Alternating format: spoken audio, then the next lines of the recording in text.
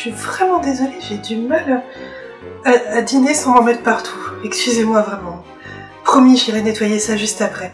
Mais j'ai oublié, je voulais vous présenter. Vous avez rencontré mon ami Bob, non?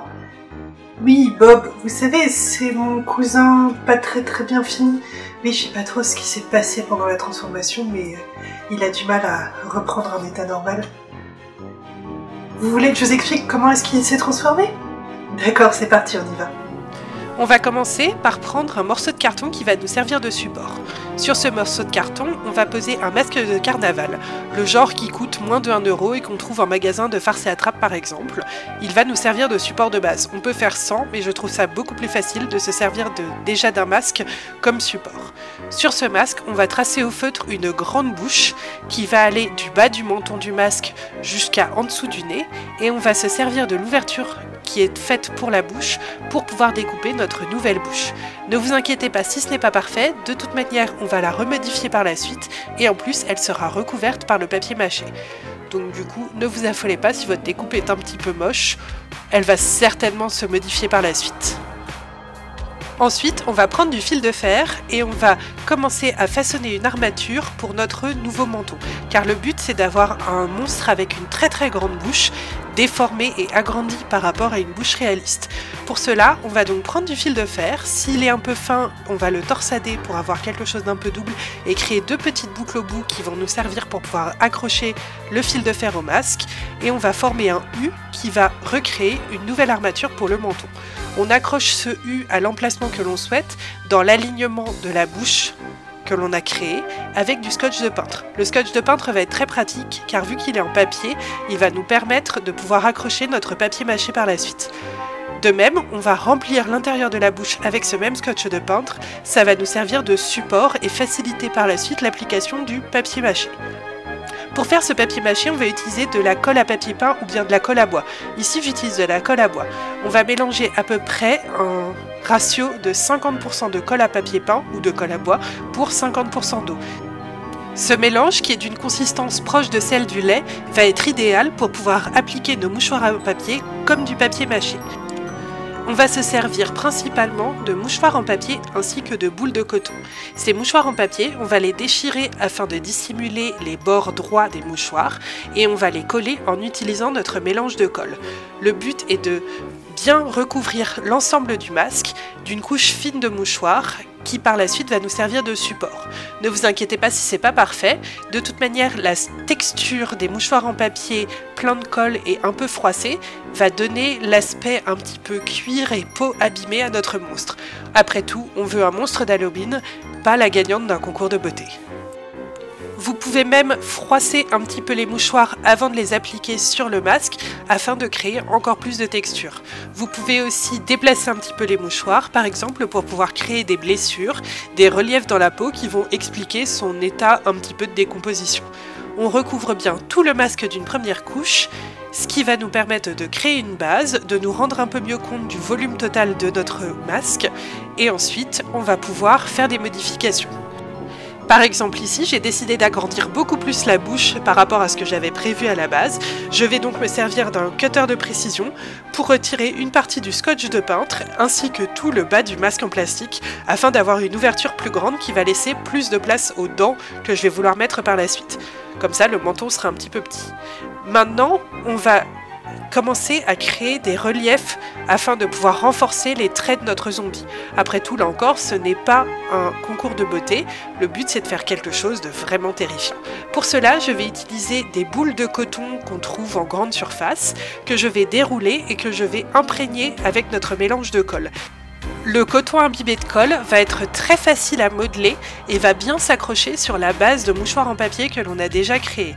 Pour qu'il soit encore plus facile à modeler, ici par exemple, je préfère avoir un mélange de colle un peu plus épais. Du coup, j'utilise 1/3 d'eau et 2/3 de colle à bois.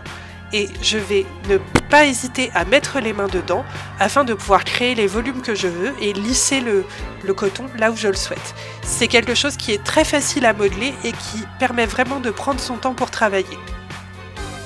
Pour des reliefs un peu plus importants, comme par exemple les pommettes, on peut aussi envisager d'appliquer le coton sec et de rajouter de la colle par-dessus.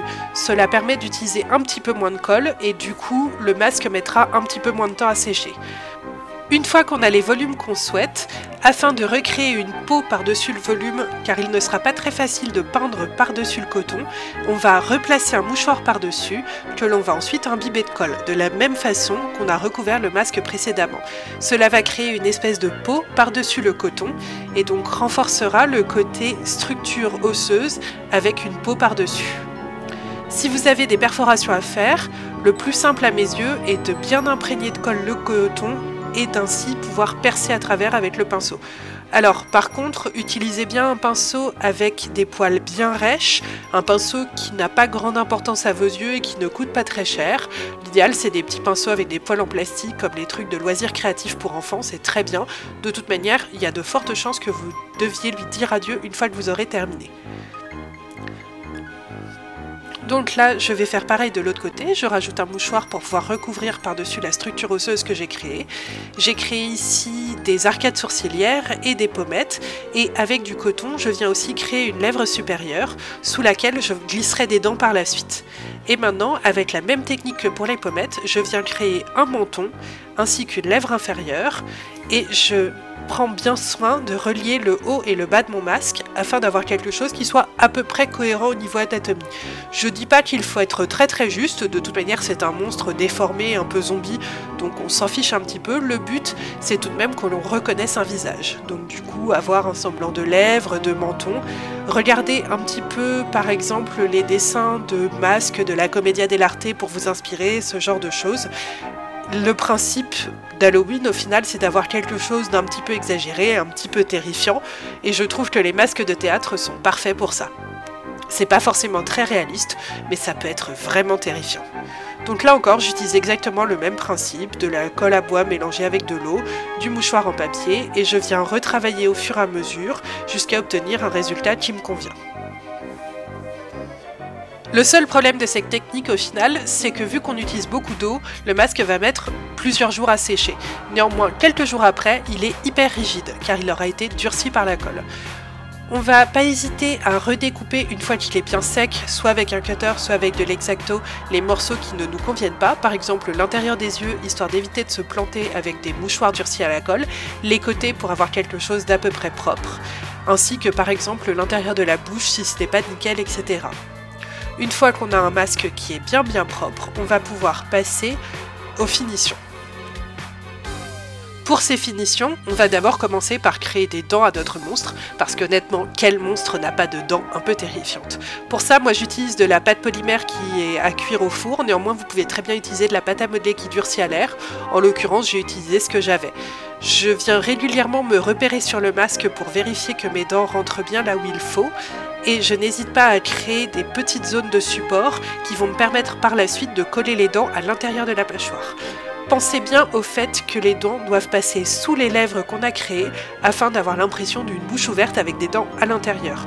Les dents ne doivent pas venir se poser sur les lèvres mais à l'intérieur du masque. Je crée quelque chose comme 6 dents sur le haut et 6 dents sur le bas, car lorsqu'on ouvre complètement la bouche, on ne voit pas toute notre mâchoire.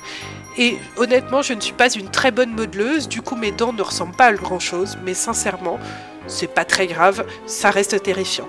Sur l'intérieur du masque, je viens ensuite coller avec de la colle chaude un tissu noir légèrement transparent qui va dissimuler ma propre bouche qui sera donc à l'intérieur du masque, tout en me laissant tout de même respirer, car comme vous l'avez remarqué, il n'y a pas de trou pour le nez, donc il faudra bien respirer par quelque part.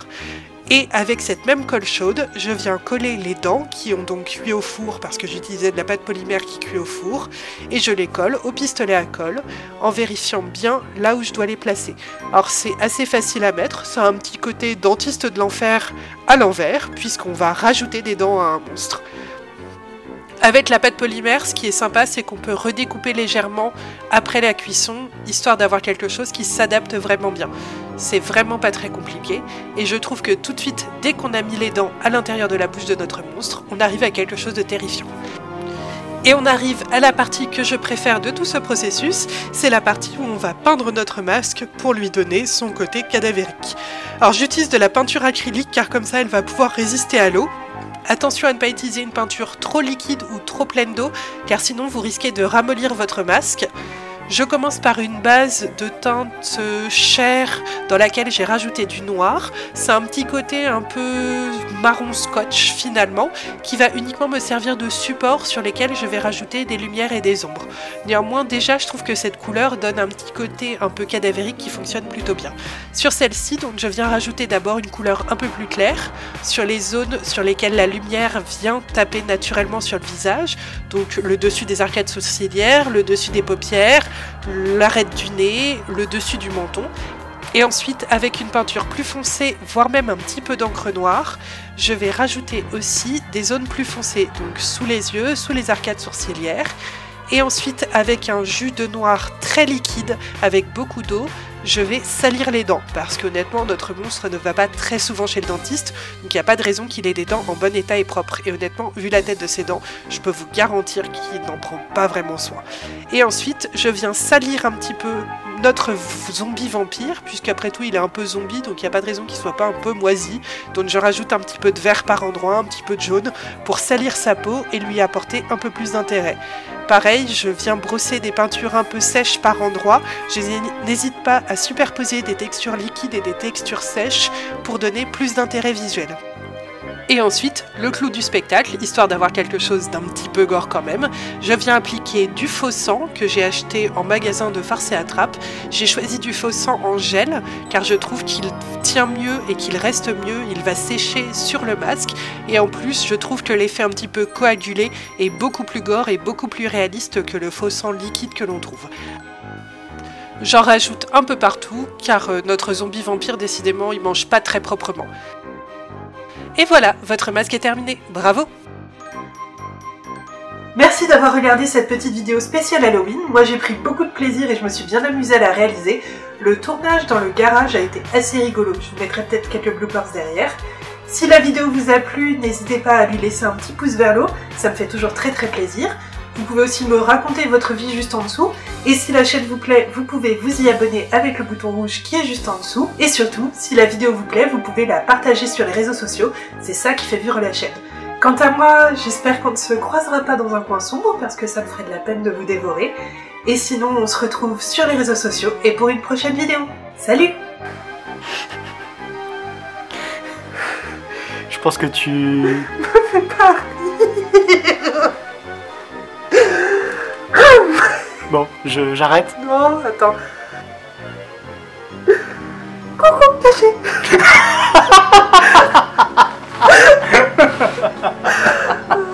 Misère. Je crois que j'ai un truc là, j'ai un peu trop mangé. J'en ai pas un peu sur le côté de la bouche là? Si, un peu en fait. Ouais. Alors du coup, ensuite... Je rappuie sur le même bouton rouge. Alors, le même bouton rouge. Hop. Oh, je suis fatiguée, moi. C'est crevant la vie de vampire zombie. Je prie juste pour qu'il n'y ait pas de voisins qui arrivent. On sait? Ouais. On va faire la même, un plan de loin, un plan de près. Et... Oh.